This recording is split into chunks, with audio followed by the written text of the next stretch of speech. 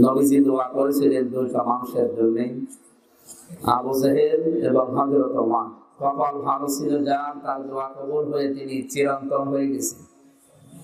তার নাম শুনলে আজ মানুষ দোয়া করে, হযরত ওমর ফারুক রাদিয়াল্লাহু তাআলা আনহু। যে লোকটার জন্য দোয়া কবুল হয়নি নাম ছিল আবুল হাকাম, হয়ে গেছে আবু জাহেল। কিয়ামত পর্যন্ত যারা আসবে দুনিয়াতে, ও হয়তো নেই, কিন্তু ওর নাম শুনলে মানুষ দোয়া করবে। বলেন, কাবা শরীফ তাওয়াফ করার পরে আমি 16 সালের শেষের দিকে গিয়েছিলাম। এক পুলিশের সাথে দেখা, সৌদি পুলিশ। জিজ্ঞাসা করলাম, ভাই এতক্ষণ তো ভালো ছিলাম, এখন আমার পেটে ব্যথা করছে কেন? পুলিশ আমাকে বলছে, ইয়া হাজি লজ্জা তাই না বিলাল? ও হাজি, দেশ কোথায়? আমি যে তুমি বাংলাদেশ। আমার বলছে, এখানে কোন জায়গায় পৌঁছিয়েছেন আপনি জানেন না? দেখছেন না কোন ঘর? কোন ঘর? আবু জাহেলের বাড়ি। আমি এখনো পায়খানা না করে দাঁড়িয়ে আছি। তাড়াতাড়ি করে, তাড়াতাড়ি করে দেখে, হ্যাঁ আমার পেটের ব্যথা ভালো হয়ে গেছে। আল্লাহ আমাকে বোঝাতে চায়, আমির হামজা 3.5 লাখ টাকা খরচ করে আসলে আর এই শয়তানের মুখে পায়খানা না করে চলে যাবা। তাড়াতাড়ি করো। কি ছিল, আল্লাহ কোথায় নামিয়েছে। এই জন্য বিশ্বনবীর দোয়া কবুল হয়েছিল, যার জন্য তাকে আল্লাহ ওমর বানিয়েছে।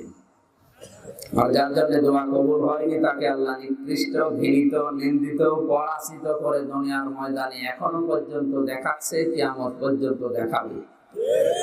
আপনি যদি এই দুইজনের কথা শোনার পরে কোন শিক্ষা নিতে না পারেন, তাহলে আপনি ব্যর্থ। দোয়া করছি ইঞ্জিনিয়ার মোহাম্মদ এনামুল হক, আমাদের মাননীয় জাতীয় সংসদ সদস্য, আমাদের সর্বোচ্চ অভিভাবক এই উপজেলার জন্য। আল্লাহ রাব্বুল আলামিন তাকে হায়াতে তাজ্জেবা সিহাতে কলিয়া দান করুন, আমিন। মঞ্চে বসা ওলামা ইকরাম বললাম, প্রথম কথা এটা ছিল, মনে আছে আপনাদের? বলেন না কেন? সম্মানিত ওলামা ইকরামের মর্যাদা কামনা করলাম। কেন? কারণ পৃথিবীতে যত মানুষ, এখন সবচাইতে দামি মানুষ আল্লাহর কাছে ওলামা ইকরাম। ইন্নামা ইয়াখশাল্লাহা মিন ইবাদিহিল উলামা। অবশ্যই আমার আল্লাহর বান্দা থেকে যারা আলেম, তারা আল্লাহকে বেশি ভয় করে। আলেম কারা? যারা তাদের জ্ঞান অনুযায়ী, যোগ্যতা অনুযায়ী আমল করে। কথা বুঝতেছেন? আমরা তাফসীর এবং কিতাব পড়ে যতটুকু বুঝেছি, আলেম প্রধানত 3 প্রকার হয়: উলামায়ে দাওলা, উলামায়ে উম্মাহ, উলামায়ে মিল্লাহ। রাষ্ট্রীয় কিছু আলেম থাকে, বৈধ অবৈধ কাজকে জারি করার জন্য রাষ্ট্র তাদেরকে টাকা পয়সা দিয়ে পালে বসে। এদেশে হয়তো এখন নেই, হয়তো ভবিষ্যতে আসতেও পারে, ওনারা তো জোরে বলা দরকার। দ্বিতীয় নম্বর উলামায়ে উম্মাত। উলামায়ে উম্মত মানে উম্মত যেদিকে চলে ও ওইদিকে ঘুরে রায় দেয়। ওর নিজের কোনো ব্যক্তিত্ব নেই, কোরআন হাদিস দেখেও বলে না। দেখেছে মানুষ চলছে, ঠিক আছে, বাবা শাহজালাল সব ভালো। এই আলেম এখন দেশে নেই, এইটা এখন বেশি। আপনি একটু তাকিয়ে দেখবেন, এই আলেম বেশি। আমি প্রায় 47টা পয়েন্ট পেয়েছি এই আলেম, এই উলামায়ে উম্মতের ভেতরে। তার ভেতরে একটা অন্যতম, এই বিশেষ করে বাংলাদেশ, ভারত, পাকিস্তান, এই 3টা দেশে ঘুরে যতটুকু পেয়েছি। এই যে মানুষ মারা গেলে 3 দিন, 7 দিন, 40 দিন বের করে, নাকি এই এলাকায় এসব নেই? যারা এই সমস্ত কাজগুলো করে, আমি কোরআন হাদিস পড়ে বলছি, মানুষ মারা গেলে মৃত ব্যক্তির পক্ষ থেকে যা করা হবে ওইটা সাদাকা। ওইটা কি বলেন না কেন? সাদকার মাল খাওয়া জায়েজ আছে এতিম, মিসকিন, অসহায় তাদের জন্য। এ পর্যন্ত আপনারা মানেন তো? সমাজ ভাইরা, অন্যতম কি বললাম, যেটা মানুষ মারা গেলে যে খানা হয়, সাদকার টাকা খাওয়া, সাদকার মাল খাওয়া জায়েজ এতিম, মিসকিন, অসহায়, ফকির, দুস্থ, এদের জন্য। এ পর্যন্ত আপনারা মানেন কিনা বলেন? সাদকার মাল খাওয়া জায়েজ কাদের জন্য? এতিম, মিসকিনের জন্য। এই যে মাওলানা আলী আহমদ আকন্দ, তাহজির সেন্টারের পরিচালক, উনি যদি ওনার বাবা মারা যায়, বাবা মারা গেছে, ঠিক আছে, উনি আমারে বলছে, আমির হামজা আপনাকে আমি দাওয়াত দিলাম, আমার বাবা মারা গেছে, এই যে 2000 টাকা নেন, সাদকার টাকা। কিসে? আপনি খাবার কিনে খান, ওনার টাকা নেওয়া আমার জন্য তো জায়েজ। জায়েজ না কেন বলেন তো? আমি ওর ভেতরে পড়ি না এখন। কথা বুঝতেছে? আজকে যিনি আছেন এই ভাইয়ের নাম কি? মামুন ভাই। ওনাকে যদি বলে আপনারা এই যে 2000 টাকা দিলাম, সাতকার টাকা, আমার বাবা মারা গেছে, নেন, নেবে? অথচ উনি 4000 টাকা দিয়ে বাজার করে আমাদের দুইজনকে দাওয়াত দিক, দেখেন কি খাওয়া খায়। অথচ আগেরটা কি আর পরেরটা জিনিস তো একই। দোকানের নামের উপরে লিখে দিয়েছে বিসমিল্লাহ মদের দোকান, যায় যাবে? জিনিস তো একই। আপনি ওই জিনিসই খালি টাকা দিয়ে খাবার কিনে খাওয়াচ্ছেন, আগে টাকা দিয়েছিলেন, এখন খাবার দিচ্ছেন, জিনিস এক না? 5000 মানুষকে উনি দাওয়াত দিল যে খানা হবে, যারা আসতেছে আমার মতো মানুষ যদি আসে, আমি 5 গাড়ি নিয়ে এসেছি, আমি তো এতিম, এতিম না? মামুন ভাই যদি আসে, উনিও এতিম। তো ওই খাবার খাওয়া জায়েজ যাদের বছরে কোনোদিন মাংস চোখে দেখে না, তাদের জন্য। আর যাদেরকে আপনি খাওয়ালেন, ও খানা ছাতা হয় উনি, ও আপনার বাবা কবর কি পাচ্ছে আল্লাহ জানে। অথচ এইটা আজ সমাজে আছে না নেই? রাজশাহী বিভাগে আছে কিনা জানি না, অন্যান্য বিভাগে এটা চলছে। চট্টগ্রামে বেশি চলে। মানুষ মারা গেলে আরো সমস্যা বেশি। ও চিন্তা করে, আল্লাহ আমার বাপ না মরে যদি অন্তত এক সটকি হয়ে থাকতো তাও ভালো ছিল, মরে আমারও মারছে।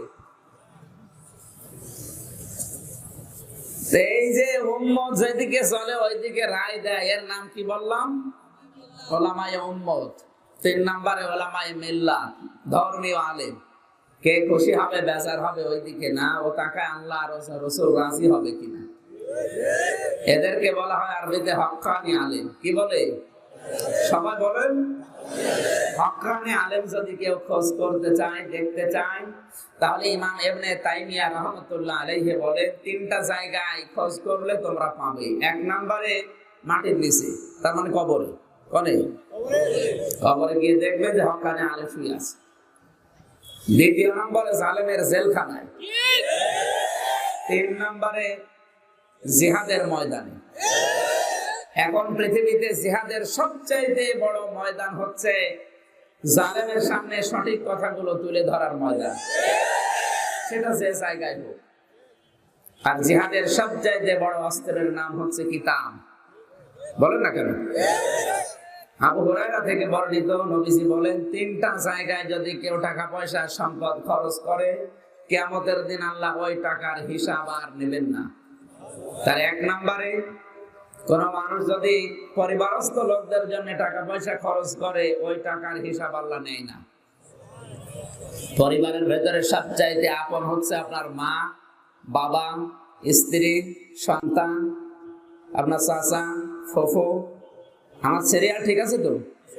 বলেন না কেন? কোরআনে কারীম জানিয়েছে, ইয়াসআলুনাকা মাযা ইউনফিকুন কুল মা আনফাকতুম মিন খায়রিন ফালিল ওয়ালিদাইনি ওয়াল আকরাবিন। ইলা আখির আয়াত। সূরা বাকারার 215 নম্বর আয়াতের ভেতরে আছে। তাফসীরে ফি জিলাল কোরআন সাইয়্যিদ কুতুব লিখেছেন, আল্লাহ তাআলা বলেন, হে নবী, মানুষ যদি আপনার কাছে প্রশ্ন করে যে টাকা পয়সা খরচ করব কোথায়, আপনি বলেন দুনিয়ার ভালো ভালো জায়গায় খরচ করো। এই ভালো জায়গার পৃথিবীর যত ভালো জায়গা আছে, কারো কাছে আল্লাহ ব্যাখ্যা দেয়নি। আল্লাহ বলেন, আমি নিজে ব্যাখ্যা করছি। ফালিল ওয়ালিদাইনি ওয়াল আকরাবিন। দুনিয়ায় যত ভালো কাজ আছে, সবচাইতে বড় ভালো কাজ হচ্ছে মার বাবার জন্য খরচ করা। এরপরে নিকট আত্মীয় স্বজনের নাম এসেছে, এরপরে ইয়াতীমের নাম, মিসকিনের নাম, অসহায়ের নাম, মুসাফিরের নাম সিরিয়াল আকারে আল্লাহ দিয়েছেন। রাজশাহীবাসী বিবেক খাটান, বুদ্ধি খাটান, একটু চিন্তা করেন তো, সিরিয়াল করছেন কে? আরো জোরে বলেন। তিনি প্রশ্ন দিচ্ছেন নিজে, হে নবী, মানুষ যদি আপনাকে জিজ্ঞাসা করে যে জীবনের টাকা পয়সা খরচ করব কোথায়, আমি এতদিন ইনকাম করতাম না, উপায় করি নাই, কিন্তু এখন উপায় করা শিখেছি, এখন ইনকাম করা শিখেছি, জীবনের এই প্রথম টাকা আমি কোথায় দেব? আমার মনে হয় এই ব্যাখ্যা যদি দুনিয়ার মানুষের হাতে আল্লাহ ছেড়ে দিত, যে যেই দলে আছে ওই দিকে টেনে ব্যাখ্যা করত। মামুন ভাইয়ের কাছে যদি দিতেন, বলতো টাকা খরচ করো, জায়গা পাচ্ছ না, আওয়ামী লীগে দাও। জামাত ইসলামের যিনি আছেন ওনার কাছে বললে বলতো টাকা খরচ করো, জায়গা পাচ্ছ না, ইয়ানত বাড়িয়ে দাও। আপনি পীর পার্টি যারা আছে ওদের কাছে বলেন, ওরা বলবে কি ওসব জায়গায় দিয়ে দুনিয়ার লাইনে কাজ হবে, দরবারে গরু বৃদ্ধি করো। যে যেই দলে আছে মিনাল্লাযীনা ফাররাকু দীনাহুম ওয়া কানু শিয়া কুল্লু হিজবিন বিমা লাদাইহিম ফারিহুন। আল্লাহ পাক বলেন, হে নবী, দুনিয়ায় যে মতে আছে, পথে আছে, দলে আছে, আপনি দেখবেন ওই দলের কর্মসূচি নিয়ে সে আনন্দে আছে। কথা বুঝতেছে? এই জন্য আল্লাহ ব্যাখ্যাটা কারো হাতে দেয়নি, নিজে ব্যাখ্যা করছেন। আল্লাহর নিজের ব্যাখ্যা আপনি মানবেন তো? বলেন বলেন। এক নম্বরে ফালিল ওয়ালিদাইনি, দুনিয়ায় যদি ব্যয় করতে চাও, জীবনের প্রথম ইনকামের টাকা মায়ের জন্য ব্যয় করো। আমরা অনেকেই মনে করি প্রথম লাউ, প্রথম কদু, প্রথম বেগুন দিয়ে আসা লাগবে এতিমখানায়, মসজিদে। কে বলেছে আপনাকে? আপনি ওইটা বিক্রি করে যে কয় টাকা হয় মায়ের পেছনে খরচ করেন, কারণ সিরিয়াল হিসাবে কার নাম? বলেন না কেন? দ্বিতীয় নম্বরে বাবার নাম। আর আপনি একবারে মা, বাবা, স্ত্রী, সন্তান, চাচা, ফুফু এগুলো বাদ দিয়ে চলে যাচ্ছেন সেই বরিশাল। বরিশাল বলে সমস্যা? সিলেট। কোথায়? আপনি একবারে 6 জনের নাম বাদ দিয়ে সিলেটে গেলেন, ওর নাম এখানে আছে, কোন কারণে গেলেন? এই জন্য পরিবারের সর্বপ্রথম যিনি আপনার আপন, তিনি আপনার মা, আপনার বাবা, স্ত্রী। এদের জন্য যদি দুনিয়ায় কেউ কিছু খরচ করে, এই টাকার হিসাব আল্লাহর কাছে কিয়ামতে দেওয়া লাগবে না। তাই বলে স্ত্রীর জন্য ডিশ অ্যান্টিনা লাগিয়ে দেবেন, হিসাব দেওয়া লাগবে না। দ্বিতীয় নম্বরে কেউ যদি জিহাদের ময়দানের সরঞ্জামাদি কিনতে টাকা পয়সা খরচ করে, পৃথিবীতে এখন জিহাদের সবচেয়ে বড় অস্ত্রের নাম হচ্ছে বই। কি? কেন? কারণ এই বইয়ের ভেতরে জ্ঞান আছে, এই জ্ঞানের যুদ্ধ চলছে এখন। এই জ্ঞান অর্জন করার জন্য আপনি যদি ইন্টারনেট প্রতি মাসে মাসে কিনতে থাকেন, এমবি কেনেন, জিবি কেনেন, অথবা ফেসবুক চালাতে, কম্পিউটারের মাধ্যমে আপনি দাওয়াতি কাজ করবেন, এর জন্য ওয়াইফাই লাইন নিয়েছেন, প্রতি মাসে 600, 800, 1000 টাকা বিল। আপনি যদি সত্যি এই বিষয়গুলো ইসলাম প্রচারের জন্য, প্রসারের জন্য ব্যয় করেন, এই ওয়াইফাই লাইনের যে বিল দিচ্ছেন, এমবি জিবি কেনার জন্য যা খরচ হচ্ছে, যে বইগুলো কিনবেন অস্ত্রের হিসাবে, মনে করেন ওগুলো অস্ত্র, কিয়ামতের দিন এই ওয়াইফাই লাইনের টাকার হিসাব আল্লাহ নেবে না। আপনার কি অবিশ্বাস হচ্ছে? সুবহানাল্লাহ, আমার শুনে মনে হচ্ছে যে কেমন কেমন লাগছে। 3 নাম্বার, জিহাদের ময়দানে যদি আপনি যেতে ভয় পান, আপনার যদি ওই পরিবেশ না থাকে, পজিশন না থাকে, 3 নাম্বার, জিহাদের ময়দানে যারা কাজ করছে, আপনি পেছন দরজা দিয়ে হলেও তাদেরকে সাহায্য করবেন। এই সাহায্য সহযোগিতা করতে যে টাকাগুলো খরচ হবে, ওই টাকা, ওই সম্পদের হিসাব আল্লাহ নেবে না। আলেমের 3 নম্বর হক্কানি আলেম পাওয়া যায় কোথায় বলেছিলাম? 3 নম্বরে জিহাদের ময়দানে। আর জিহাদের সবচাইতে বড় ময়দানের নাম বদরের ময়দান। এখন তো বদর নেই, উহুদ নেই, এখন সবচাইতে বড় জিহাদের ময়দানে বাংলাদেশে জালেমের সামনে জুলুমের কথাগুলো তুলে ধরা। এই জায়গায় এসে আমরা অনেকে থমকে যাই, না দিনকাল ভালো না।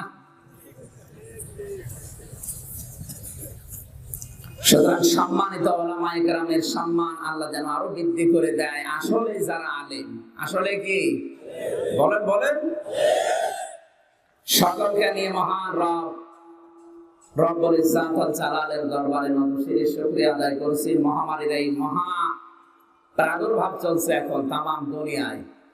কত বাবা মারা গেছে, সন্তান দেখতেও যায়নি। আমার 8 দিন হাসপাতাল ঢাকাতে, মহাপরিচালকের দায়িত্বে যিনি ছিলেন ব্যারিস্টার রফিকুল হক, উনি করোনা আক্রান্ত হয়ে মারা গেলেন। তার সন্তান বিদেশের মাটিতে ছিল, না আসে না। অথচ বাংলাদেশে যদি 5 জন নাম করা লোক থাকে, ব্যারিস্টার রফিকুল হক একজন। আসে না, কেউ আসে না। টাকা পয়সা খরচ করে নার্স ডাক্তার এদেরকে দিয়ে শেষ পর্যন্ত উনি কবরে গেছে। তাও মাটি পেয়েছে, তাও ভালো। কত মানুষ তো এই করোনায় মাটিও পায়নি। কথা বলে না কেন? যমুনা গ্রুপের মালিকও বলেছিল, ডাক্তার সাহেব আমার যে সম্পদ আছে আমি আপনাকে সব দিয়ে দেব, শুধু আমার 1 ঘন্টা আমার বুকের ব্যথা একটু কমিয়ে দিন। ডাক্তার ছিল বেটা হিন্দু, উনি বলেছে স্যার এটা আমার দায়িত্ব না, এটা ভগবানের দায়িত্ব। কার? যদি মুসলমান হয়তো কি বলতো? কেউ মানবে না ভাই।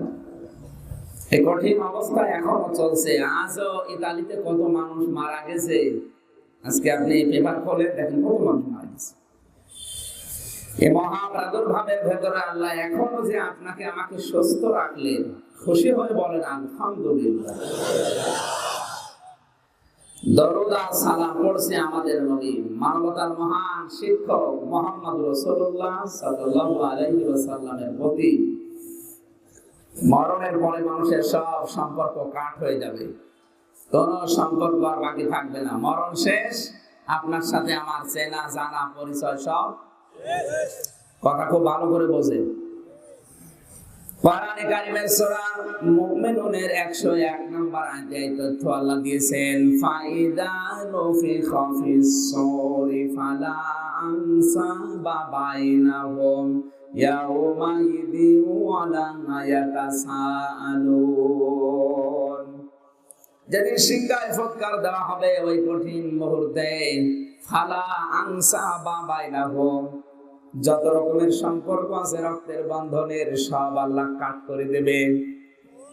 এমনকি ইয়াউমাইযিন ওয়ালা ইয়াতাসাআলুন, আপনি কারো সম্পর্কে প্রশ্ন করবেন এরকম সময়ও পাবেন না, মনও আপনার তৈরি হবে না। আজ এই বাগমারাতে আসলে হয়তো আল মামুন পরামানিক ওনার সাথে পরিচয় আছে, যেহেতু আসলে হয়তো জিজ্ঞাসা করবো 20 বছর পরে যদি আসি যে মামুন ভাই কোথায় আছে, কেমন আছে। দুনিয়ার অবস্থা যত খারাপ হোক, কিয়ামতের কঠিন অবস্থা আল্লাহ এমন ভাবে বানাবে ওনার নামও আমার মনে আসবে না। একটু বিবেক দিয়ে শোনেন তো, এত ভালোবাসা মহব্বত এমনকি রক্তের সম্পর্ক যদি ওনার সাথে আমার থাকে, তারপরও ওনার নামও আমার আর মনে আসবে না। ফাকাইফা তাত্তাকুনা ইন কাফারতুম ইয়াউমা ইয়াজআলুল ওয়ালদানা শিবা। আল্লাহ পাক বলেন এমন একটা কঠিন অবস্থা কিয়ামতে বানাবো, যুবক মানুষ কিয়ামতের দৃশ্য দেখে বুড়ো হয়ে যাবে। যুবক মানুষ বৃদ্ধ হয়ে যায়, সেকেন্ডের ভেতরে কি অবস্থা আল্লাহ বানাবে। অন্তত আমাদের সামনে এই অবস্থার এই দিন নেই। যদি বিশ্বাস সত্যি করে থাকেন, আপনাকে আমি বলছি এত বড় মারাত্মক অবস্থা আল্লাহ বানাবে। দলীয় পরিচয় বলেন, রক্তের পরিচয় বলেন, আত্মীয়তার যা আছে সব আল্লাহ কাট করে দিয়েছে। সুতরাং আপনার সাথে আমার পরিচয় আছে অতক্ষণ যতক্ষণ আপনার চোখ বন্ধ না হয়। চোখ বন্ধ হয়ে গেলে আপনি আমার বাবা ছিলেন এইটা আমার আর মনে বলে না কেন। ঈসা নবীর মতো এত বড় পাওয়ারফুল নবী পর্যন্ত বলবে, আল্লাহ আমার মা মরিয়মের ব্যাপারে তোমার যা ভালো লাগে তুমি করো, ওনার সম্পর্কে আমার কোনো কথা নেই, অন্তত তুমি আমাকে বাঁচাও। ইব্রাহিম নবীর মতো এত বড় নবী বলবে, আল্লাহ আমার বাবা আসরের ব্যাপারে কোনো প্রার্থনা তোমার কাছে নেই, কি করবা তার সাথে তুমি জানো আর সে জানে, আল্লাহ তুমি আমারে বাঁচাও। তাফসীরে ফিজিলালিল কোরআনে সাইয়্যিদ কুতুব বলেন, কিয়ামতে সবচাইতে আপন ভেবে মানুষ মায়ের কাছে যাবে। মা 500 বছর পর্যন্ত দেখবে ওর পা ধরে পড়ে আছে। 500 বছর পরে ওর মুখের উপরে লাথি দিয়ে বলবে, দুনিয়ায় আমার বিয়ে হয়নি, তুই কে? এগুলো তো আমি বানালাম। সূরা আবাসার ভেতরে আল্লাহ পরিচয় দিচ্ছেন, ইয়াউমা ইয়াফিরুল মারউ মিন আখিহি ওয়া উম্মিহি ওয়া আবিহি ওয়া সাহিবাতিহি ওয়া বানিহি। একটু খেয়াল করেন, এখানে প্রথমে ভাইয়ের নাম, মায়ের নাম, বাবার নাম, স্ত্রীর নাম, সন্তানের নাম, বন্ধুর নাম, এরপরে অন্য মানুষের নাম, সিরিয়াল হিসাবে 7 জনের নাম আমরা পেলাম। আমরা যতটুকু বাস্তবতা দেখি, দুনিয়ায় বিপদে পড়লে এরা এগিয়ে আসে না দূরে যায়? বলেন না কেন? কিন্তু আল্লাহ কিয়ামতটা পুরো পাল্টিয়ে ফেলবেন। এই যে মানুষগুলোর নাম বললাম, ভাই, মা, বাবা, স্ত্রী, সন্তান, বন্ধু, অন্যান্য লোক, এরা আগে পালাবে। তাও কেমন করে পালাবে আল্লাহ ধরন দিয়েছে, ইয়াউমা ইয়াফিরু। ইয়াফিরু শব্দের শাব্দিক অর্থ হচ্ছে মাজা তুলে দৌড় দেওয়া। আপনি বলেন তো আপনার বিবেক দিয়ে, এরা যদি আগে পালায়, যেখানে নবী পর্যন্ত তার মায়ের পরিচয় দেয় না, ইব্রাহিম নবী তার বাবার পরিচয় দিতে নারাজ না, দরকার নেই, দিলে ধরা খাবো। আমার তো যতটুকু বিশ্বাস, কিয়ামতের ওই কঠিন ময়দানে অনেক পীর বলবে, আল্লাহ আমি পীর ছিলাম না। বলবে না মানে অত 100 ভাগ ভরসা করে আছে। যেখানে মা বলছে আমার বিয়ে হয়নি, পীর সাহেব বলবে যে আমার মুরিদ এইটা, ও বলবে আমার পীরই ছিলাম না। মুরিদ বাবু কোথাও, কারণ জানে যে যদি পরিচয় দেয় আমি ধরা খাবো। ঈসা নবী যদি মায়ের পরিচয় না দেয়, ইব্রাহিম নবী যদি বাবার পরিচয় না দেয়, আপনার নিজের মা যদি বলে আমার বিয়ে হয়নি তুই কে, সেখানে পীর সাহেব এগিয়ে আসবে, আপনার এটা ভ্রান্ত ধারণা বাদ দেন।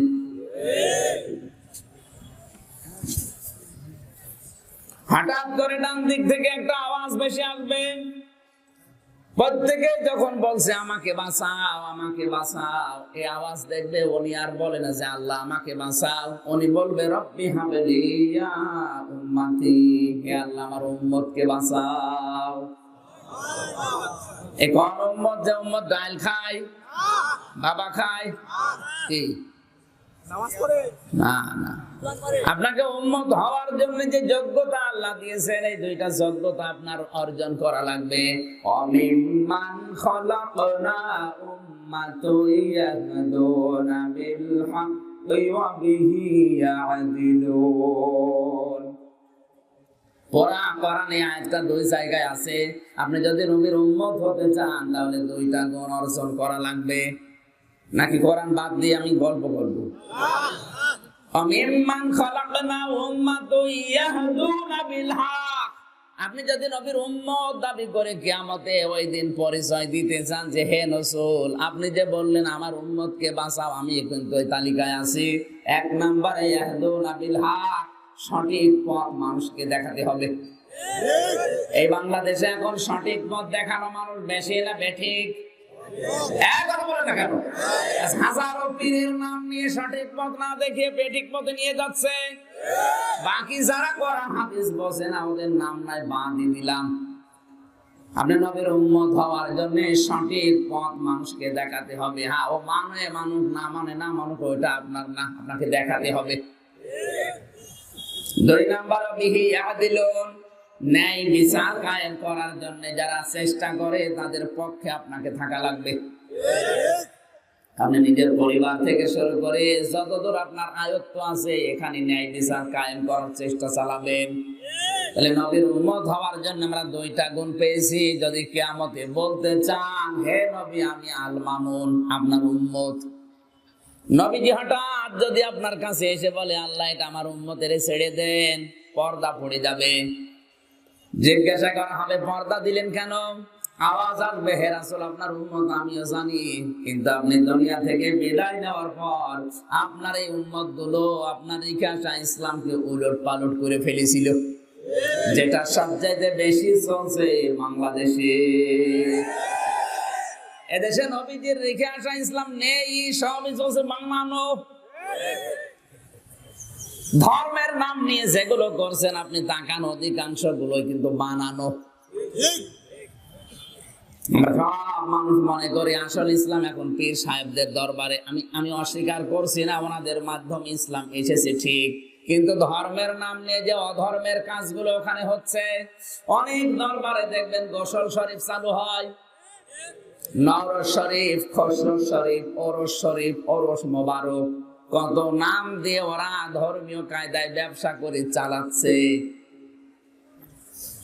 আমার মনে হয় সাধারণ মানুষের কথা বাদ দিলাম, যিনি আজকের সভাপতি আলহাজ ডাক্তার আব্দুল বারী,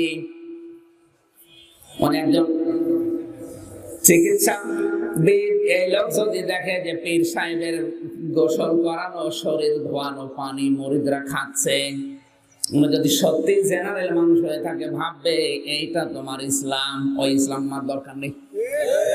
এই কথা বলেন না কেন? আসলে ওইটা কি ধর্ম? এই যে ধর্ম বলে আপনি অধর্মের কাজগুলো চালিয়ে দিচ্ছেন, এইটা দেখে ডাক্তার আব্দুল বারীর মতো হাজারো মানুষ আজ ইসলামে আসে না। কত মানুষ বিভিন্ন পীরের দরবারে গিয়ে কচ্ছপের পানি খায়, ময়লা পানি, তাও বিসমিল্লাহ আল্লাহু আকবার বলে খাচ্ছে। ওইটা যদি সত্যি মেডিসিন বিশেষজ্ঞ কোন ডাক্তার দেখে, চিন্তা করবে এই তোমার ইসলাম, ওরকম ইসলাম আমার দরকার নেই, তো বলবে না? এই জন্য ধর্মের নামে যে অধর্ম গুলো চলছে, এটা আপনি বন্ধ করেন, নয়তো নবী কিয়ামতের দিন যখন পর্দা পড়ে যাবে, আপনি তখন ধরা খাবেন। আপনাকে আগে থেকে সতর্ক করলাম, এরপরও যদি আপনার বিবেকের তালা না খোলে, যান যা ভালো লাগে করেন। কিয়ামতের ওই কঠিন ময়দানে নবীজি যেন সুপারিশ করতে আসলে আপনার দেখা পায়, এই কাজগুলো করার জন্য দুইটা কন্ডিশন সূরা তাহার 109 নম্বর আয়াতে আল্লাহ দিয়েছেন, ইয়াউমাইযিল লা তানফাউশ শাফাআতু ইল্লা মান আযিনা লাহুর রাহমানু ওয়া রাদিয়া লাহু কাওলা। সেই দিন লা তানফাউ, নাফা ইয়ানফা মানে উপকার পাওয়া, শাফাআত মানে সুপারিশ, সুপারিশ কাজে লাগছে না, লাগবে না, ইল্লা মান আযিনা লাহুর রহমান, রহমান যার জন্য অনুমতি না দেবেন, এজেন্ট না দেবেন, ওয়া রাদিয়া লাহু কাওলা, এমনকি যার কথা শুনতে আল্লাহ রাজি না থাকবেন। আমি আমির হামজার জন্য, আল মামুন পরমাণুকের জন্য কিয়ামতের দিন যদি বিশ্ব নবী সুপারিশ করার জন্য এগিয়ে আসে, আল্লাহ আগে দেখবে যে 50 বছর জীবনে আমি আল্লাহ রাজি আছি। 2 নম্বরে কথা যা বলেছে, এই 50 বছরে এই কথার উপরও আল্লাহ রাজি আছে কিনা, এই দুইটা জিনিস যদি দেখতে পাই, নবী সুপারিশ করলে টেনে টুনে পাস। এই কথা বলে দেখুন, আমাদের আকিস গ্রুপে মানুষ নেবে মনে করেন 500, ওনাদের যোগ্যতা দিয়েছে ডিগ্রি পাস লাগবে এবং 2 বছরের অভিজ্ঞতা লাগবে। আপনি যদি এখন আকিস গ্রুপে যে দরখাস্ত দেন, সার্কুলার দেওয়ার পরে যদি বলেন হুজুর একটু সুপারিশ করে দেন, হয়তো আমি কিছু বললে এমডি সাহেব কথা রাখবে, কারণ এখন আমি খতিব হিসাবে মনে করেন বললাম, কিন্তু ওনারা যোগ্যতা হিসাবে দিয়েছেন ডিগ্রি পাস, 2 বছরের অভিজ্ঞতা লাগবে, আর আপনি ম্যাট্রিক ফেল। আমি সুপারিশ করতে গেলে আরো অপমান হবে না? এক কথা বলে না, কারণ আপনার তো যোগ্যতাই নেই, তা আপনার বিরুদ্ধে আমি ঠেলা দেব কি করে? আমি যে ঠেলা দিয়ে একটু সামনে পাঠাবো, সে যোগ্যতা তো আমিও হারিয়ে ফেলেছি, কারণ আপনি ম্যাট্রিক। কথা বলেন না কেন? এক ছেলে বাবার কাছে গিয়ে কাঁদতেছে, বাবা বলে কি হয়েছে? বলছে রেজাল্ট বের হয়েছে। কাঁদিস কেন? কথা বলে না। কি ফেল করেছিস? কথা বলে না। কি বলবে তো ফেল? কথা বলে না।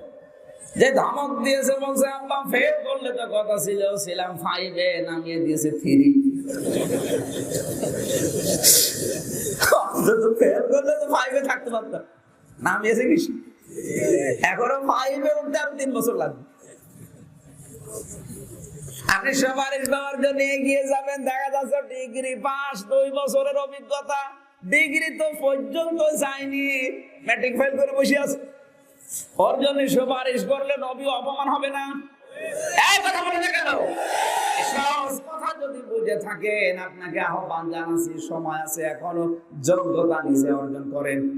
কার উপর ভরসা করে কোনো লাভ নেই, নিজে যোগ্য করবেন, ওই দিকে তাকিয়ে নবীজি বলবেন ঠিক আছে।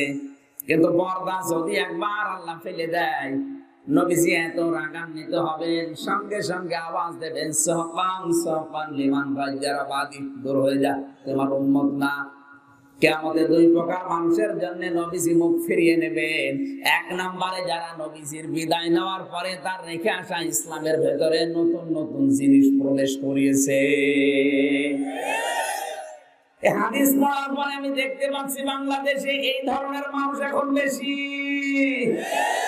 দুই নম্বরে যারা জানার শোনার পরে শিরিক করে, আপনি না জেনে করেন ভারতের হিন্দুদের মতো সেটা আলাদা, জানা শোনার পরে যদি কেউ শিরিক করে তার জন্য নবী সুপারিশ করবে না। আশা করি কথার অর্থ বুঝেছেন। এরপরও যদি না বোঝার ভান করে থাকেন ওটা আপনার কপালের দোষ। কিসের কপালের দোষ বললাম কেন বলেন তো? এখানে একটা তথ্য আমার মনে পড়ছে। ডাক্তার এখানে আছে আব্দুল বারী। পৃথিবীতে সন্তান যদি কেউ জন্ম দিতে চায় সর্বনিম্ন মায়ের পেটে তাকে রাখা লাগবে 6 মাস। কয় মাস? 6 মাসের আগে কোন সন্তান দুনিয়ায় আসা কথা বলছেন এখন সম্ভব না। 6 মাসের আগে যদি কোন সন্তান দুনিয়ায় আসে বুঝতে হবে এটা ওর আপন বাবা না, অন্য কেউ দিয়েছে। এটা যে অন্য কেউ দিয়েছে আপনি টের পাবেন কি করে? এটা তো মা না বললে আপনাকে টের পাওয়া লাগবে। বিয়ের যদি 5 মাসের ভেতরে কারো সন্তান হয়, ওই বাবা যেন বিশ্বাস করে যে না এ ওর পেটে যে আছে আমার না, এর আগে কেউ দিয়েছে। এটা সূরা আহকাফ 26 নম্বর পারা 2 নম্বর পৃষ্ঠা 12 নম্বর লাইনে 15 নম্বর আয়াতের মাঝের অংশে আছে, হামালাতুহু উম্মুহু করহা ওয়া ওয়াদাআতুহু করহা ওয়া হামলুহু ওয়া ফিসালুহু 30 শাহরা। 2 মিনিট মাত্র এই তথ্যটা মনে রাখবেন। আল্লাহ পাক বলেন তোমার মা তোমাকে কষ্টের পরে কষ্ট সহ্য করে পেটে বহন করেছে এবং দুধ খাওয়িয়েছে 30 শাহরা 30 মাস। কয় মাস? 30 মাস। তাহলে এখানে পেটে রাখা আর দুধ খাওয়ানো সব মিলে কথা বলেন না কেন? মানুষকে দুধ খাওয়ানো লাগে কতদিন? না না 2.5 বছর কে বলছে? 2 বছর। কোরআনে কারিমে আল্লাহ 2 বছরের নাম দিয়েছেন হাওলাইনি কামিলাইনি লিমান আরাদা আইয়ুতিম্মার রাদা। সূরা বাকারা 2 নম্বর পারা 17 নম্বর পৃষ্ঠার 1 নম্বর লাইনে 233 নম্বর আয়াতের মাঝে আছে। আল্লাহ পাক বলেন হে পৃথিবীর মায়েরা সন্তানকে দুধ দেওয়া লাগবে 2 বছর। কত? 2 বছর। এখানে কত বছর পেলাম? 30 মাস। 2 বছরে কি 30 মাস হয়? কত বলেন বলেন? হ্যাঁ 24 মাস। আয়াতের মাঝখানে যে ওয়া পেয়েছিলাম যারা আলেম আছেন, ও হামলুহু ও ফিসালুহু, তোকে সে দুধ খাওয়িয়েছে এবং তোকে পেটে বহন করিয়েছে। তার মানে পেটে বহন করা আর দুধ খাওয়ানো সব মিলে বলেন বলেন বলেন 30 এর ভেতরে 24 বাদ গেলে এই যে বিজ্ঞান এখান থেকে তথ্যটা পেয়েছে সর্বনিম্ন আপনাকে মায়ের পেটে 6 মাস থাকাই লাগবে।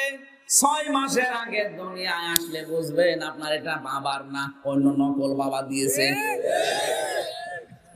আর আমরা জানি বাবা বাপ দিয়ে অন্য কেউ জন্ম দিলে ওটা কি সন্তান?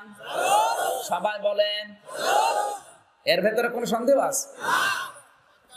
228টা রাষ্ট্র এখন দুনিয়ায়। কত? আপনি জানুয়ারি মাসের 1 তারিখে জরিপ বের হয়েছিল তামাম দুনিয়ার এই 228টা রাষ্ট্রে বিয়ের আগে সন্তান জন্ম দেওয়ার তালিকায় যাদের নাম তারা হচ্ছে ফ্রান্স। তাহলে বিয়ের আগে বিয়ের পরে জন্ম যদি 6 মাসের আগে দেয় তাই 0.6, আর বিয়ের আগে যদি হয় তো ডবল 0। এ কথা বলে না কেন? এখন 0 যারা তাদের কাজ কি? সূরা কলমের 13 থেকে 19 নম্বর আয়াত পর্যন্ত আল্লাহ জানিয়েছেন যারা অবৈধ মানুষ দুনিয়ায়, যারা অবৈধ সন্তান, তাদের 9টা বদ অভ্যাস আছে। কয়টা? তার 1 নম্বরে মুতুল্লিম বাদা যালিকা জানিম, তারা রাসূলদেরকে, রাসূলের ওয়ারিসদেরকে গালিগালাজ করে, অপমান করে। এই আয়াতগুলো তো আমি এখন নতুন করে তৈরি করছি। আপনি কি বুঝলেন এখান থেকে বলেন? আর রাসূলকে যারা গালি দেয়, রাসূলের উত্তরাধিকারী যারা, তাদেরকে যারা অপমান করে, এক কথায় বিশ্বাস করবেন এগুলো জন্মে সমস্যা আছে। ফ্রান্সে বিশ্ব নবীকে কার্টুন বানিয়ে উল্টা পাল্টা নাম দিয়ে অপমান করেছে, এ দোষ ওদের না, এ দোষ ওদের জন্মে। কিসের দোষ? ওদের দোষ না। আপনি যদি নবীর উম্মত হতে না পারেন, এখনো পর্যন্ত বলছি, এ দোষ আপনার না। কিসের দোষ? এখান থেকে যে তথ্যটা আমি দিতে চাই, আজ বিশ্বে যারা নবী নেই, নবীর ওয়ারিসদের অপমান করেন, গালি দেন, আপনি বিশ্বাস করে নিতে পারেন আপনার দোষ না, এ দোষ আপনার। অপালেন না। কারণ যার সন্তানদের 9টা বদ অভ্যাসের 1 নাম্বার, তারা নবীদেরকে, নবীর উত্তরাধিকারীদেরকে গালি দেয়।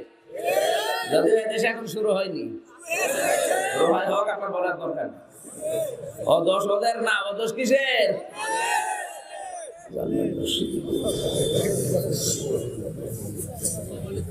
আমার ভাইরা, নবীজি যখন একা দাঁড়িয়ে বলবেন এগুলো আমার উম্মত, বলেন তো ওই সময় কেউ পরিচয় দিতে রাজি না, এমনকি ঈসা নবী, মুসা নবীও তার মায়ের পরিচয়, বাবার পরিচয় দিচ্ছে না। সেখানে একজন মাত্র দাঁড়াবে। আপনার এখন যদি বিবেকে কাজ না হয়, তাহলে কি করবো বলেন? আপনার এখনই তো অন্তত বিবেকটা খুলে যাওয়া দরকার। আল্লাহ, আমি আর যাই করি নবীর উম্মত না হয়ে যাব না। জোরে বলেন আমি। ওই নবীজিকে নিয়ে আমি একটা আয়াত পড়েছি কোরআনে কারিমের, সূরা আরাফ 157 নাম্বার আয়াত। কত? সবাই বলেন। 206টা আয়াত আছে সূরা আরাফের ভেতরে, 24টা রুকু আছে। কোরআনে কারিমের ক্রমিক নাম্বার হিসাবে 7 নাম্বার সূরা এটা। আমরা আয়াত পড়েছি যেটা 157। কত? আমার আজকের আয়াতের ভেতরে নবীজির 3টা পরিচয় আল্লাহ দিয়েছেন, নবীজির 6টা কর্মসূচির কথা ঘোষণা দিয়েছেন, আর আমাদের করণীয় আছে এই আয়াতের ভেতরে 4টা। 4, 6 আর 3 কত হয়? 13 বলছে কে গো? 11। আন্দাজে বলেন কথা। 11টা বিষয় আজকের আয়াতের ভেতরে আছে। আমরা এবার আয়াতে প্রবেশ করছি, তাফসীর আকারে কথা বলবো ইনশাআল্লাহ। আছেন তো ময়দানে?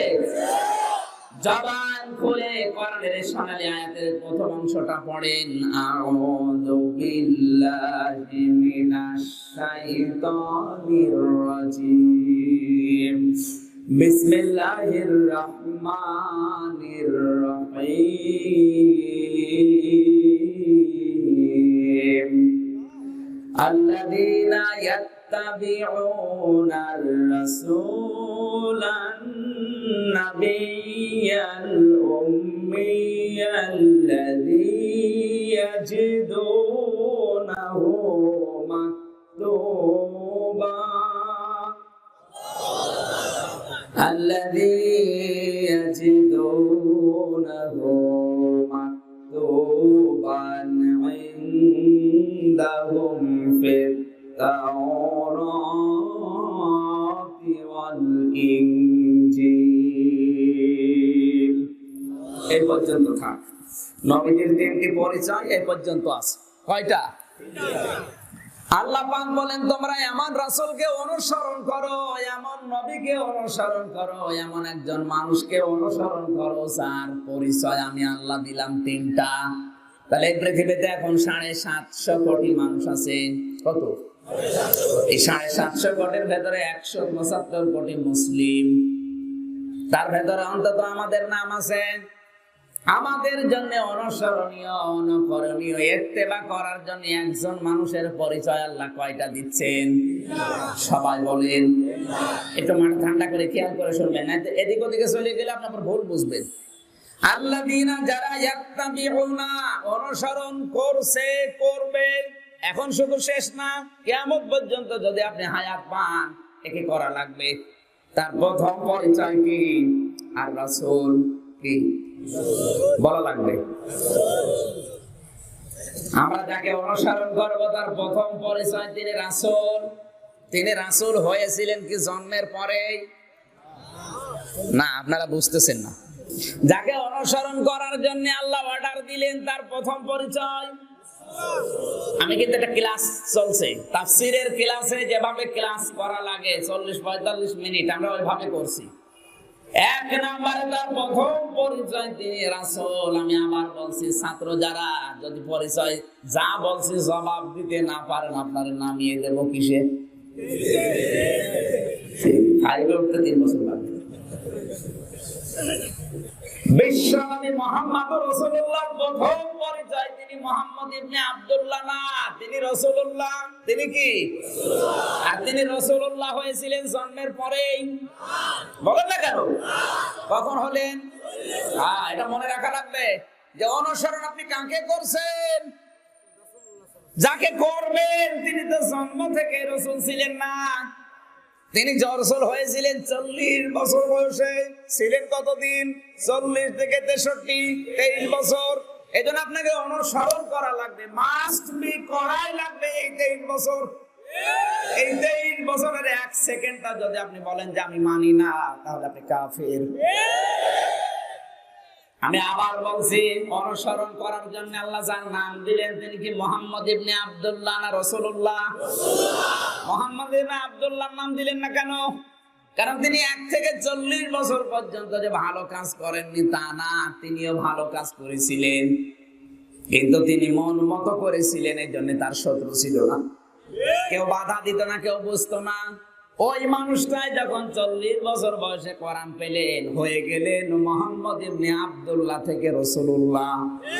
এই রাসূলুল্লাহ হওয়ার পর থেকে শুরু করে একেবারে শেষ দিন পর্যন্ত এই 23 বছরে তাকে 82 বার হত্যার জন্য চেষ্টা চালিয়েছে ইহুদিরা। আজ যারা বলছে আমি কি রাসূলের কাজ করি না, নবীওয়ালা কাজ করি না, করেন, কিন্তু আপনি তো মুহাম্মদ ইবনে আব্দুল্লাহর কাজ করেন। উনিও ওই সময় ভালো কথা বলতেন, সত্য কথা বলতেন, মানুষের উপকার করতেন, এই কথা বলছেন কেন? কিন্তু এই লোকটা যখন কোরআন হাতে নিয়ে ওই কাজগুলো কিভাবে করা লাগবে আল্লাহর নির্দেশিত পন্থা অনুযায়ী শুরু করলেন, তখন তার বেঁচে থাকায় কঠিন হয়ে পড়েছে। এই জন্য আমি যে পরিচয় প্রথম দিলাম, তিনি কিন্তু এখন আর মুহাম্মদ ইবনে আব্দুল্লাহ না, যাকে অনুসরণ করা লাগবে তিনি রাসূলুল্লাহ। রাসূল হওয়ার পর দিন থেকে তিনি ভয় পাননি, পাইনি? সর্বপ্রথম তিনি ভয় পেয়ে স্ত্রীকে বললেন, স্ত্রী আমাকে কম্বল দিয়ে জড়িয়ে দাও, আমি ভয় পেয়েছি। হযরতে খাদিজা ওই সময় 5টা কথা নবীজিকে বলেছিলেন, আল্লাহি কাল্লা লা ইয়াখসিকাল্লাহু আবাদান, কখনোই না, আল্লাহর কসম আল্লাহ আপনাকে অপমান অপদস্থ করতে পারে না। যে কথা বলছে উনি কিন্তু মুসলমান না, উনি মুশরিকা। এক কথা বলেন না কেন? অনেকজন মুশরিকা মহিলা স্বামীকে অভয় দিচ্ছে, কোনো ভয় নেই, আপনাকে আল্লাহ অপমান করতে অপদস্থ করতে পারে না। অথচ আল্লাহর পরিচয় এখন তিনি পেয়েছে, পায়নি। আপনি চিন্তা করেন তো, একজন মুশরিকা মহিলা স্বামীকে সান্ত্বনা দেওয়ার সময় কার নাম দিচ্ছেন? আরো জোরে বলে। অথচ বাক্য মাত্র 1 লাইনও না, ওয়াল্লাহি কাল্লা লা ইয়াখসিকাল্লাহু আবাদান, কখনোই না, আল্লাহর কসম আল্লাহ আপনাকে অপমান অপদস্থ করতে পারে না। এতটুকু বাক্যে খাদিজা আল্লাহর নাম বলেছে 3 বার। একটা মুশরিকা মহিলা আল্লাহর নামে কসম দিচ্ছে কয়বার? আরো জোরে। আর এখানে কত নারী পুরুষ মুসলমান দাবি করেও কসম দেয় খাজার নাম দিয়ে, কেউ কসম দেয় সন্তানের মাথায় হাত দিয়ে। এখন আবার ডিজিটাল কায়দা চলছে, কসম দেওয়ার সময় প্রেমিকার মাথায় হাত দেয়, আল্লাহর কসম আমি করে ভুলে যাব না। ও কসম কাটা জায়েজ? তুই হাত দিলি কোথায়? ওর মাথায় হাত দিয়েছে, যে কয়টা চুলের উপর তোর হাত পড়বে ওই কয়টা গোনা হবে। এক কথা বলেন না কেন? পুরাটাই হারাম, আবার কসম দিয়েছে তাও হারাম। এখানে কসম দেওয়া লাগবে শুধুমাত্র কার নামে? খাদিজা কি বলেছে? আল্লাহর কসম আল্লাহ আপনাকে অপমান অপদস্থ করতে পারে না। কেন? কারণ হিসাবে 4টা কথা বললেন। 1 নম্বরে, হে স্বামী, আপনি কোনদিন মানুষের রক্তের যে সম্পর্কগুলো আছে এগুলো ছিন্ন করেন না।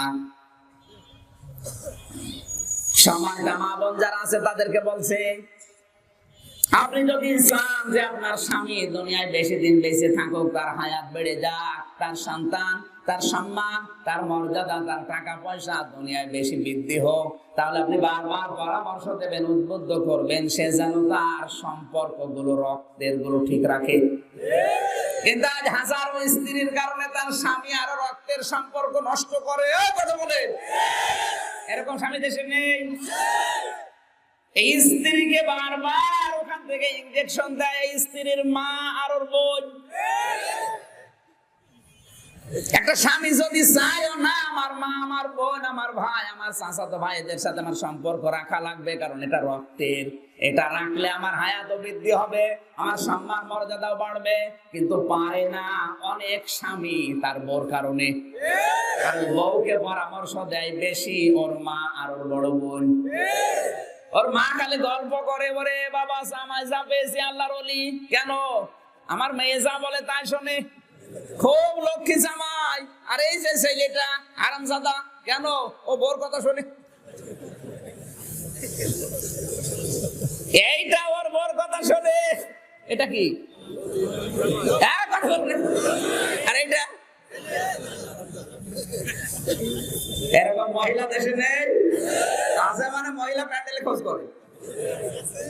আজেদের কারণে এই স্ত্রী বাধ্য হয়, এই স্ত্রীর কারণে হাজারো স্বামী বাধ্য হয় রক্তের সম্পর্ক ছিন্ন করে দিতে।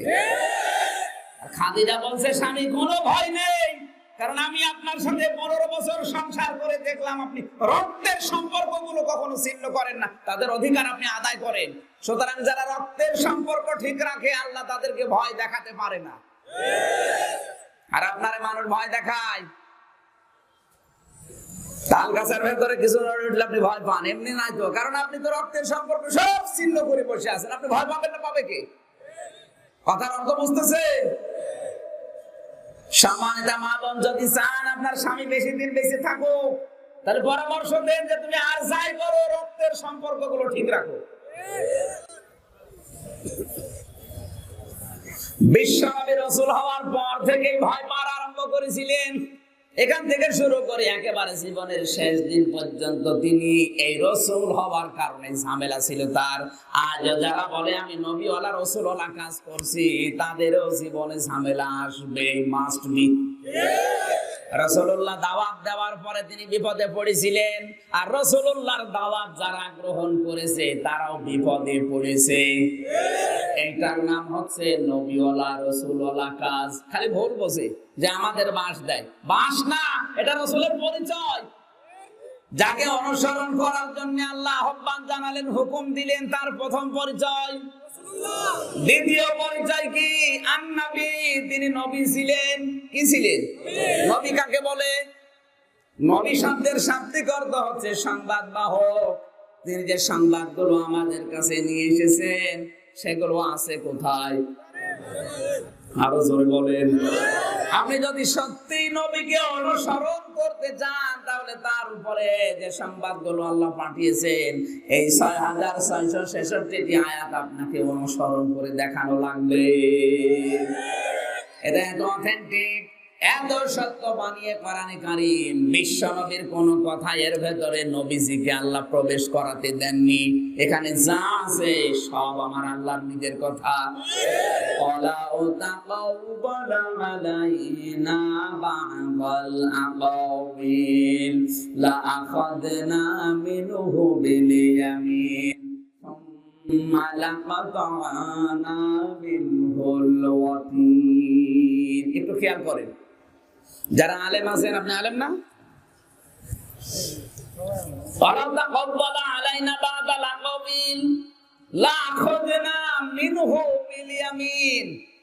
আল্লাহ পাক বলেন, হে নবী, এই কোরআনে যদি আপনার কোনো কথা আমার নামে চালিয়ে দিতেন যে এটাও আল্লাহ জানিয়েছেন, তাহলে আপনার ডান হাত আমি চেপে ধরতাম, কণ্ঠনালী কেটে ফেলে দিতাম। ঠিক আছে? হ্যাঁ, ভুল, ঠিক না। ঠিক নেই, গলা কাটাও না। একটু ভালো করে শোনেন তো, দেখেন তো এবার যা বলছে ঠিক হয় কিনা। লাখাজনা শব্দের দিকে খেয়াল করে পড়বেন। কোরআন শরীফটা আপনি ওদের মতো পড়তে পারেন না, আপনি পড়লে চিন্তা ভাবনা করে পড়বেন। লাখাজনা অবশ্যই আমরা ধরতাম, এ কথা বলছে কি? আমির হামজা বলছে। লাখাজনা মানে আমরা ধরতাম, এখানে আমরা বলতে কে? বলেন বলেন। মিন হো, মিন মানে হতে, হো মানে তাকে। আমরা তাকে ধরতাম কি দিয়ে? বিল ইয়ামিন, বি মানে দ্বারা, দিয়ে করতে, ইয়ামিন মানে ডান হাত। এখানে সরাসরি ধরতো কে? কোন হাত দিয়ে? তাহলে আমরা অর্থ করলাম কি? হে নবী, আপনার ডান হাত আল্লাহ চেপে ধরতো, কণ্ঠনালী কেটে ফেলে দিত। নবীজির ডান হাত আল্লাহ ধরতো না, আল্লাহ নিজে তার ডান হাত দিয়ে ধরতো। আল্লাহ নিজে তার ডান হাত দিয়ে ধরতো। এখন আমার প্রশ্ন, আল্লাহর ডান হাতে শক্তি বেশি না বাম হাতে? তাহলে মেন হবে সেমাল দিলেন না কেন? আমরা সচরাচর চর্ম চোখে যেটা দেখি, আমাদের কিন্তু ডান হাতের শক্তি বাম হাতের চাইতে একটু বেশি। কঠিন কাজগুলো কোন হাত দিয়ে করে? কথা বলেন, কথা বলেন। মানুষ যেটা বোঝে ওইটার উদাহরণ আল্লাহ কোরআনে দিয়েছেন। পুরা কোরআন আপনি যেখানে কসম শব্দটা দেখবেন, দেখবেন ওই জিনিসের সাথে সম্পর্ক করা আছে। মানুষের হায়াতের সম্পর্ক সময়ের সাথে। এই জন্য মানুষের হায়াত সম্পর্কে যত কথা সেখানে সময়ের নাম দেওয়া আছে। ওয়ালা আসরি ইন্নাল ইনসানা লাফি খুস, সময়ের কসম। কিসের? কারণ সময়ের সাথে আছে বলে আপনি দাম আছে, সময় নেই আপনারও দাম নেই। আপনার এই হায়াতের সমষ্টির নাম সময়। বলেন না কেন? আল্লাহ রাব্বুল আলামিন, আমরা যেহেতু বুঝি আমাদের ডান হাতের শক্তি বেশি, এই জন্য আল্লাহ উদাহরণ হিসাবে ডান হাতের নাম দিয়েছেন। তাছাড়া আল্লাহ ডান হাত আর বাম হাত না, দুই হাতের শক্তি। কথা বলেন না কেন? আল্লাহ বলেন, আমি আমার ডান হাত দিয়ে নবীকে চেপে ধরতাম। শুধু তাই না, কণ্ঠনালী যে কথা বলে ওইটাও কেটে ফেলে দিতাম। ফামা মিনকুম মিন আহাদিন আনহু হাজিজিন, এই ব্যাপারে আমাকে বাধা দেওয়ার মতো কেউ সামর্থ্য রাখতে না। জোরে বলেন সুবহানাল্লাহ। কেউ যদি বলে আমি নবীর অনুসরণ করছি, তাহলে নবীর উপরে যে সংবাদগুলো আল্লাহ দিয়েছেন, এই 6666টি এই সংবাদ আপনাকে মানা লাগবে। আপনি বলেন তো আপনার অনুসরণ হচ্ছে না? আংশিক হয়তো করছেন, কিন্তু নবী হিসাবে মেনে নিতে হলে নবীর উপরে পুরা 23 বছরে যা এসেছে ওটা পুরাটাই মানা লাগবে। 3 নম্বরে তিনি উম্মি ছিলেন, তার পরিচয় উম্মি মানে নিরক্ষর। উম্মি মানে এই নিরক্ষর হওয়া, লেখাপড়া না জানা, মূর্খ থাকা, এই গুণটা কি ভালো? তাহলে এই পরিচয় আল্লাহ দেওয়া দরকার কি? আমি যদি বলি মাওলানা আলী আহমদ আকন্দ কিচ্ছু জানে না, ও মূর্খ গবেট, ওর দাম বাড়বে। কথা বলে না কেন? কিন্তু পরিচয় যদি এইভাবে দেয়, বাংলাদেশে যত মিডিয়া আছে তার ভেতরে তাজিম সেন্টারের মালিক শিক্ষিত সবচাইতে বেশি। উনি কামেল পাস, অনার্স মাস্টার্স করা বিশ্ববিদ্যালয় থেকে, কোরআনের হাফেজ। এই হিসাবে আর মিডিয়া গুলোকে এক জায়গায় করেন, কাউকে পাবেন না। এবার দাম বাড়বে না? কথা বলেন না। নবীজির পরিচয় আল্লাহ দিচ্ছেন তামাম দুনিয়ার মানুষের কাছে। উম্মি বলার দরকার কি? এ শব্দ ভালো না? মূর্খ, জ্ঞানহীন, কথাবার্তা জানে না, লেখাপড়া জানে না, নিরক্ষর, লিখতে জানে না, এই কথাগুলো কি ভালো? তাহলে নবীজির পরিচয় এটা দেওয়ার কারণে ওই জামানায় লেখাপড়া খুব কম মানুষ জানতো। কবি নবীদের মতো মানুষ, ইমরুল কায়েসের মতো মানুষ, হাসান বিন সাবেতের মতো মানুষ, যখন নবীজি 40 বছর বয়সে নবী হওয়ার পরে তিনি পড়লেন ইকরা বিইসমি রাব্বিকাল্লাযী খালাক। এই শব্দগুলো যখন এসে দুনিয়ার মানুষের কাছে দিলেন, কবি লবিদ, ইমরুল কায়েস, হাসান বিন সাবেতের মতো এত বড় বড় মহাপণ্ডিত চিন্তা করছে এ মুহাম্মদ বলে কি? কারণ এটা বলতে হলে তো যোগ্যতা লাগে, অথচ সারা জীবন লিখতেও জানে না, পড়তেও জানে না, এমন কথা বলে কোন কায়দায়? এই জন্য বিশ্বনবী উম্মি ছিলেন, এটা তার একটা দর্শনীয় গুণ না, এটা প্রশংসনীয় গুণ। অহংকার এই শব্দটা ভালো না খারাপ? বলেন বলেন। কিন্তু সবার জন্য খারাপ না। আল্লাহর জন্য অহংকার কি খারাপ? বলেন। এটা আল্লাহর জন্য নিন্দনীয় না প্রশংসনীয়? উম্মি শব্দটা আমাদের জন্য, আমরা যদি লেখাপড়া না জানি, লিখতে পড়তে মূর্খ হয়, গবেট হয়, আমাদের জন্য খারাপ। কিন্তু বিশ্বনবীর মতো মানুষ 40 বছর তিনি কিছুই লেখেননি, পড়েননি, হঠাৎ করে এমন কথা বলেন যেটা শিক্ষিত মানুষ বলতে পারে না। এই জন্য উম্মি শব্দটা তার জন্য নিন্দনীয় না প্রশংসনীয়? জোরে বলেন সুবহানাল্লাহ। আল্লাহ রাসূলের পরিচয় দিলেন কয়টা? বলেন বলেন। 1 নম্বরে তিনি কিন্তু মুহাম্মদ ইবনে আব্দুল্লাহ এখন আর নেই, তিনি হয়ে গেছেন রাসূলুল্লাহ। আল্লাহ বলেন রাসূলের এই পরিচয় 3টা দেওয়ার পরে তার কর্মসূচি দুনিয়ায় ছিল 6টা। আমরা যদি উম্মত দাবি করি, আমাদেরও কর্মসূচি হবে কয়টা? 6টা। বলেন কয়টা? 1 নম্বরে ইয়ামুরুহুম বিল মা'রুফি ওয়া ইয়ানহাহুম আনিল মুনকার। তোমরা ভালো কাজে আদেশ করবে, অন্যায় কাজে বাধা দেবে। আপনি কোন দল করেন, কোন দলের নেতা কর্মী, ওটা দেখা না। আপনি রাসূলের উম্মত যদি দাবি করেন, অবশ্যই আপনাকে ভালো কাজের আদেশ দেওয়া লাগবে। এই মানুষ এখন দেশে কম না বেশি? কম। আরো বলে দিনকাল ভালো না। বিশ্বনবী মুহাম্মদুর রাসূলুল্লাহ ভালো কাজে যখন আদেশ দিতে গেলেন, এই আয়াতের প্রথম কর্মসূচি আপনি শুনছেন না? শুনতেছেন? প্রথম নম্বরে আয়াতটা তিনি আমল করতে গিয়ে প্রথমে তাকে যে কথাগুলো মানুষ বলেছিল, প্রথমে বলেছে পাগল। কি বলেছে? আরো জোরে বলেন। আমা সাহিবুকুম বিমাজনুন। হে নবী, আপনি পাগল না। ওরা আপনাকে পাগল বলে, ওদেরকে আমি জবাব দিলাম, তোমাদের সাথী আমার দোস্ত মুহাম্মদুর রাসূলুল্লাহ পাগল। পাগল। মানতা বিনিয়ামতি রাব্বিকা বিমাজনুন। হে নবী, আপনার প্রতি আপনার রবের দয়া এই যে আপনি পাগল না। তাহলে ওরা আপনাকে পাগল বলে কারণ কি? তাফসিরে মাযহারি আল্লামা সানাউল্লাহ পানিপতি রহমাতুল্লাহ আলাইহি বলেন, এই পৃথিবীতে ইয়ামুরুহুম বিল মারুফ, রাসূলের 6টা কর্মসূচির প্রথম কর্মসূচি ছিল ভালো কাজে আদেশ দেওয়া। এই কাজটা করতে গেলেই সর্বপ্রথম যে গালিটা এসেছে, ওই গালির নাম কি? আর জোরে বলেন। এই পাগল বলার কারণ কয়টা বললাম? 3টা। বলেন আরো জোরে। 1 নম্বরে রাসূলকে ওরা পাগল বলতো এমনি। কেন? না, আপনারা শুনছেন না। কোন কারণে? কোন কারণ নেই।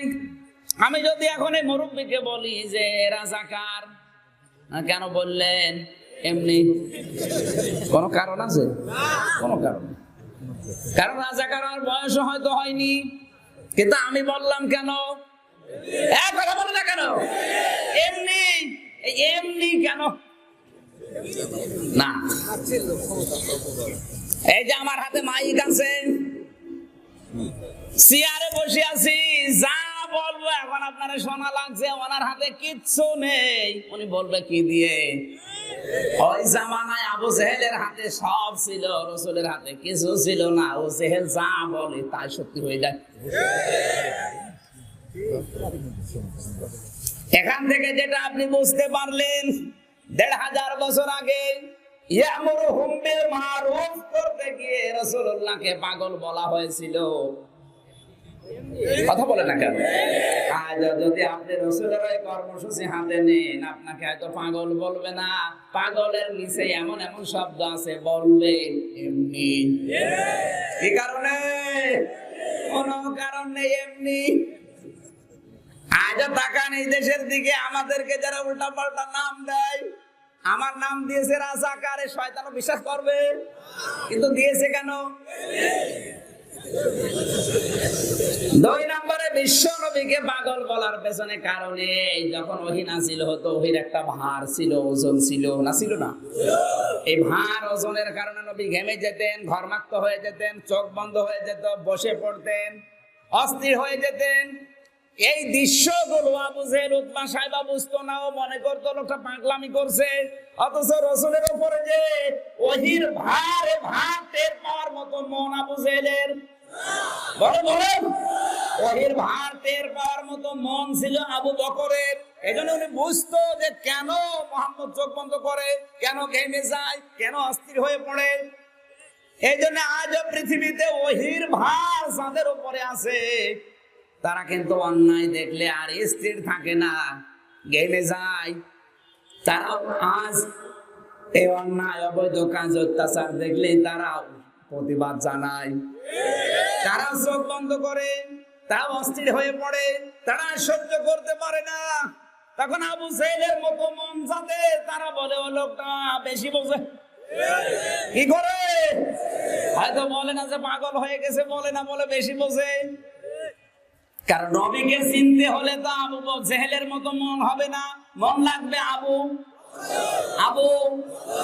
আজও বাংলাদেশের যারা এলেম পেয়েছে, যারা ওহীর জ্ঞান পেয়েছে, এরা কেন প্রতিবাদ করে, কেন গর্জে ওঠে, কেন গর্জন দেয়, কেন তারা অস্থির হয়ে পড়ে? আপনি তো বুঝবেন না, কারণ আপনি তো আবু জেহেলের মতো মন নিয়ে আছে। এদেশের আলেমদেরকে চিনতে হলে মন লাগবে আবু বকরের মতো, মেননের মতো মন দিয়ে চেনা যাবে, কথা বলা লাগবে। দিলীপের মতো মন দিয়ে চেনা যাবে, অসীম প্রদীপের মতো মন দিয়ে চেনা যাবে, আমাদের কুষ্টিয়ারে এই লোকটার মতো মন দিয়ে চেনা যাবে। ওই মনই নেই, চিনবে কি করে? আলেমদেরকে চেনার যোগ্যতায় ওরা হারিয়ে ফেলেছে। এই জন্য আলেমদের নামে উল্টা পাল্টা নাম দেয়। আপনি আলেমকে চিনতে হলে কেন আলেমরা প্রতিবাদ করে শিরিক দেখে, বেদাত দেখে, কেন তারা গর্জন দিয়ে ওঠে, কেন প্রতিবাদ করে? আপনি তো বোঝেনই না, কারণ আপনার ওই মন নেই। আলেমদেরকে চিনতে হলে মন লাগবে আবু জেহেলের মতো না, আবু বকরের মতো। কারণ ওহীর একটা ভার বা ওজন। 3 নম্বর নবীকে পাগল বলার পেছনে কারণ কি? না এমনি তো 1 নম্বরে, 2 নম্বরে না বোঝার কারণে, 3 নম্বরে এই বাগমারা কেন্দ্রীয় মসজিদের পাশে যদি একটা কবর বানিয়ে এখন কেউ পূজা করে, সেজদা দেয়, এটা কি? বলেন না কেন? মসজিদের ইমাম সাহেব যদি বলে না, মুসল্লিরা এই শিরিক আমি হতে দেব না, চলো এটা বন্ধ করা লাগবে। আমার মনে হয় অনেক মুসল্লি যারা 5 ওয়াক্ত তাহাজ্জুদ পড়ে, তারা বলবে হুজুর দিনকাল ভালো না। আমার দরকার কি? যে যা করছে করুক, লা ইলাহা। আপনি নামাজ পড়াবেন, নামাজ পড়ান। এখন উনি যদি বলেন না এই শিরিক আমি বন্ধ করবই, কেউ যদি আমার পেছনে না থাকে, আমি একা যাবো, তাও আমি এটা বন্ধ করবই, তখন আমাদের মতো মুসল্লিরা বলবে বেশি বোঝে, এ পাগল হয়ে গেছে। তামাম দুনিয়া তখন একদিকে সব দুর্গা পূজা, মূর্তি পূজা ব্যস্ত, আর নবীজি একা বললেন একটাও মানি না, লা ইলাহা ইল্লাল্লাহ। তখন ওই ভালো ভালো নেতা যারা, তারাও বলতো লোকটা পাগল হয়ে গেছে, বেশি বোঝে। নবীকে পাগল বলার পেছনে কারণ কয়টা? আজও বাংলাদেশে আলেমদেরকে যারা বলে বেশি বোঝে, এ ফান্ডামেন্টাল, এ জঙ্গি। কয়টা কারণ? আপনি আমরুহুম বিল মারুফ রাসূলের প্রথম কর্মসূচি করতে গেলে পাগল শুনবেন, জাদুকর শুনবেন, আরো নাম নাই বললাম।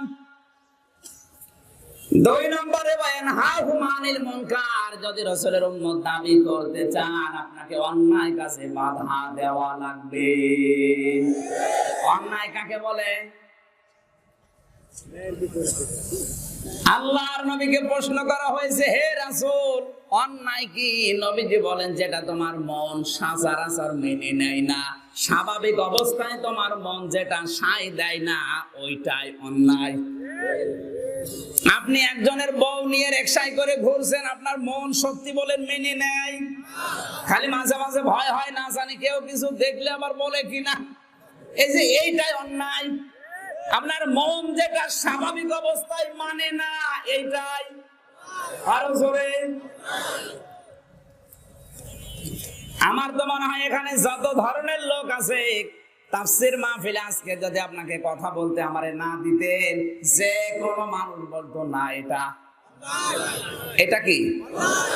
এই অন্যায় কাজে আপনি যদি বাধা না দেন, নবীজির কর্মসূচিতে আপনার কর্মের মিল নেই। ওয়ায়ুহিল্লু লাহুমুত তাইয়্যিবাতি ওয়া ইউহাররিমু আলাইহিমুল খাবাইস। আল্লাহ পাক বলেন, হে নবী, যত হালাল কাজ আছে, হালাল বস্তু আছে, সব আপনি তেলাওয়াত করে করে তাদেরকে শুনিয়ে দেবেন যে এটা হালাল। 4 নম্বরে আপনার কর্মসূচি হচ্ছে যত হারাম কাজ আছে এগুলো তেলাওয়াত করে কোরআন থেকে মানুষকে শোনাবেন যে এটা হারাম। আমি যেটা হালাল করেছি ওইটা আপনি হারাম করবেন না, যেটা হারাম করেছি ওইটা আপনি হালাল করতে পারবেন না। তাহলে আপনার কর্মসূচি উল্টিয়ে যাবে। বিশ্বনবীর জামানায় একবার স্ত্রীরা কয়েকজন মিলে চিন্তা করছে আয়েশার ঘরে রাসূলুল্লাহ বেশি বেশি সময় কাটায়, আজকে যদি আসে প্রতিদিন মধু খাওয়ার জন্য উনি ওই স্ত্রীর কাছে সময় দেয় বেশি। আজকে যখন ঘর থেকে বের হবে তখন আমরা বলবো, হে রাসূল, আপনার মুখ দিয়ে মধুর দুর্গন্ধ বের হচ্ছে। একথা বলার পরে নবীজি বললেন, ঠিক আছে, আমি আর মধু খাবো না, কসম দিয়ে দিলাম, শপথ করলাম আর মধু খাবো না। মধু হালাল না হারাম? বলেন বলেন। সঙ্গে সঙ্গে আমার আল্লাহ কোরআনের আয়াত নাযিল করলেন তার প্রতি, সূরা তাহরিমের 1 নম্বর আয়াত, ইয়া আইয়ুহান নাবিয়্যু লিমা তুহাররিমু মা আহাল্লাল্লাহু লাক তাবতাগি মারদাতা আজওয়াজিকা ওয়াল্লাহু গফুরুর রহিম। হে নবী, এটা কিন্তু স্বাভাবিক ভাবে আমির হামজা না, হে নবী ধমক দিচ্ছে। হে নবী, কিসে আপনাকে জায়েজ জিনিস হারাম বানিয়ে দিল?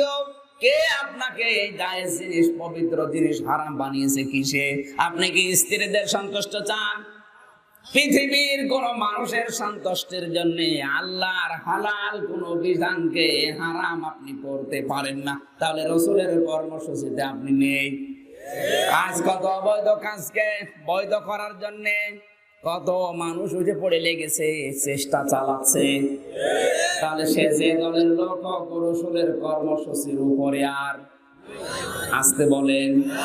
হালাল যেটা জীবন থাকার যাক আপনাকে হালাল বলাই লাগবে, হারাম সেটা জীবন থাকার যাক আপনাকে হারাম বলাই লাগবে, সে যাই হোক। আজ এই কর্মসূচি আমরা যদি বাংলাদেশের 96% যারা রাসূলের উম্মত দাবি করতাম, এই দেশ থেকে অনেক শিরক আর বেদাত এমনি উঠে যেত। এত সহজ কথা, সহজ ভাষায় বলছি, তারপরও যদি না বোঝার ভান করে থাকেন আমার আর কিছু করার নেই। আল্লাহ পাক বলেন 5 নম্বরে, وَيُحَرِّمُ عَلَيْهِمُ الْخَبَائِثَ وَيَضَعُ عَنْهُمْ إِصْرَهُمْ وَالْأَغْلَالَ الَّتِي كَانَتْ عَلَيْهِمْ। আপনার উপরে অনেক বোঝা ছিল, এই বোঝাগুলো আমি আল্লাহ নামিয়ে দিয়েছি। এ কিসের বোঝা? ঘাসের বোঝা? ধানের বোঝা? কিসের বোঝা? যত রকমের চিন্তা আপনি করছিলেন এই সমাজ দেখে, এই পরিবার দেখে, এই পৃথিবী দেখে, এই চিন্তাগুলো আমি আল্লাহ বোঝা এগুলো নামিয়েছি আপনার উপরে কোরআনে কারিমের মতো কিতাব নাযিল করে। জোরে বলেন সুবহানাল্লাহ। আজ বাংলাদেশে যে বোঝাগুলো আমরা দেখতে পাচ্ছি, এই বোঝাগুলো যদি আমরা নামাতে চাই, কোরআনে কারিমের বিকল্প কিচ্ছু নেই। যাই চিন্তা করেন না কেন।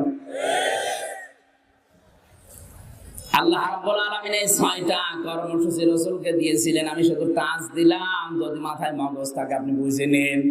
3 নম্বরে আপনার রাসূলের কর্মসূচি এই 6টা জানার পরে উম্মত যারা দাবি করবে তাদের জন্য আমি আল্লাহ ঘোষণা দিলাম, তাদের করণীয় 4টা। উম্মতের করণীয় এবার কয়টা? আরো জোরে বলেন। আল্লাযীনা আমানু বিহি, 1 নম্বরে তাকে বিশ্বাস করা লাগবে। কাকে? না না, আল্লাযীনা আমানু বিহি, 1 নম্বরে রাসূলুল্লাহকে বিশ্বাস করা লাগবে যে উনি রাসূল ছিলেন, নবী ছিলেন, উম্মি ছিলেন। তার কর্মসূচি ছিল এই 6টা। আপনি যদি সত্যি নিজের জীবনের করণীয় মনে করে এই যে 6 আর 3 9টা কথা বললাম মেনে নিতে পারেন, তাহলে আপনার রাসূলের উপরে ঈমান হয়েছে। 2 নম্বরে ওয়াসারুহু, তাকে সাহায্য করা। আর রাসূল এখন কোথায়?